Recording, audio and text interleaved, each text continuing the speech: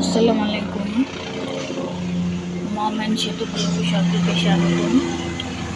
আশা করি আল্লাহর রহমতে সকলেই ভালো আছেন, আমরাও ভালো আছি। শুভ সকাল। আজকের আমি ভিডিওটি শুরু করছি সকাল থেকেই। মাত্র ঘুম থেকে উঠলাম, আর উঠেই বারান্দায় চলে আসলাম। চলে এসে আপনাদের কাজগুলো দেখাচ্ছি। দেখুন, এখানে কিছুটা সর্ষে গাছ হয়েছে, যে দেখুন ছোট ছোট সর্ষে ফেলানো হয়েছিল, তাই এই সর্ষে গাছগুলো হয়েছে।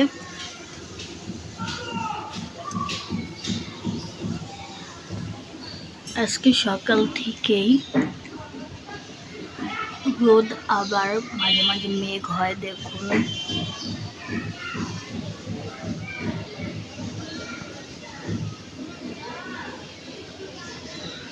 এমন টাইপের মেঘ হয়, মনে হয় বৃষ্টি এখনই হবে, তবে বৃষ্টি হয় না। এই যে দেখুন, পোশাক গাছ কাটার পরে এইগুলো আছে। আর এখানে 3টা আম গাছ হয়েছে। এই আম গাছগুলো বড় হবে না, তবে ছোট ছোট হয়েছে। এই যে দেখুন, আম গাছের নতুন পাতা দেখতে খুবই সুন্দর লাগে। আমার কাছে খুবই ভালো লাগে। আপনাদের কাছে কেমন লাগে তা কমেন্ট করে জানাবেন।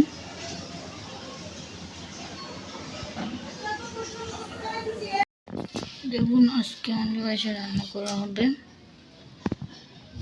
কচু ভুনা। তার জন্য এখানে কচুটাকে কেটে রাখা হয়েছে। এখন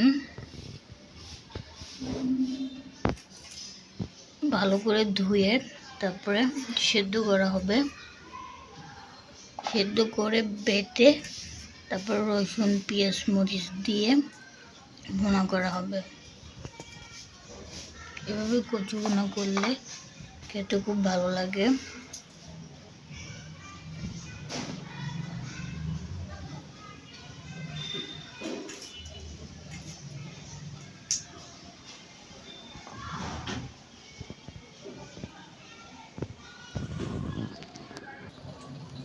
আর এদিকে চুলায় রান্না করা হচ্ছে মুগের ডাল। প্রথমে মুগের ডালটাকে ভেজে ভালো করে তারপরে এখন সেদ্ধ করা হচ্ছে। এই যে দেখুন, এখনো পুরোপুরি হয়নি, কেবল রান্না বসিয়ে দেওয়া আছে। ফার্স্টে আজকে ডাল রান্না করা হচ্ছে, তারপর অন্যান্য জিনিস রান্না করা হবে।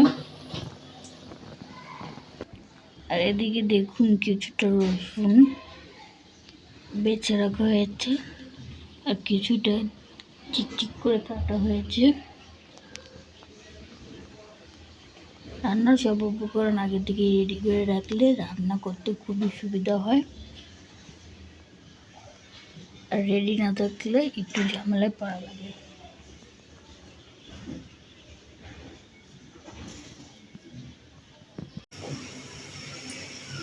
দেখুন, এখানে কচুটা ভুনা করা হচ্ছে।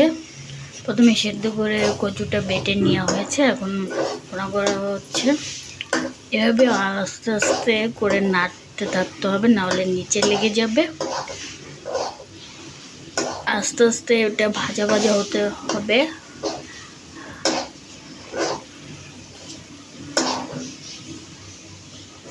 এভাবে গরম ভাতের সঙ্গে কচু ভুনা খেতে আমার খুবই ভালো লাগে। আপনাদের কেমন লাগে, কিংবা এভাবে রান্না করে বাসায় ট্রাই করে দেখবেন, ভালো লাগবে খেতে। আর এদিকে মুগের ডাউল রান্না করা হয়ে গিয়েছে, কমপ্লিট।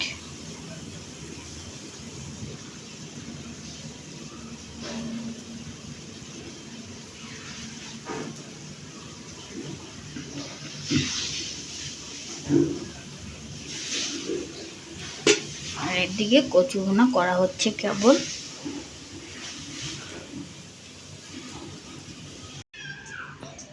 দেখুন, কচু ভুনা আর ডালের সঙ্গে আরেকটা তরকারি রান্না করা হয়েছে। এটা হলো ডিমের কষা। ডিমটা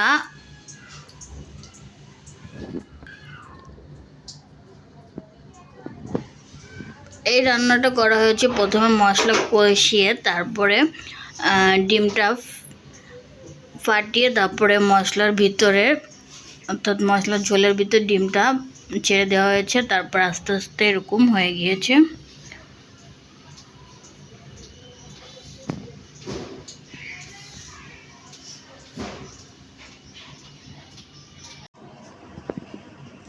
দেখুন আজকে এখানে বিকেলের নাস্তা জন্য আলু ভাজা হয়েছে। আমরা মাঝে মাঝে এভাবে বিকেলের নাস্তা আলু ভাজি খাই, খেতে খুবই ভালো লাগে।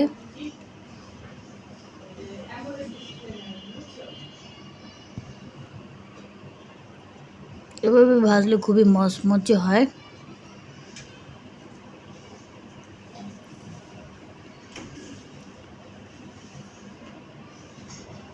এই আলু ফ্রাইডের ভিতরে চিকেন ফ্রাইডের মশলাও দেওয়া হয়েছে, এতে করে খুব সুন্দর ঘ্রাণও হয়েছে।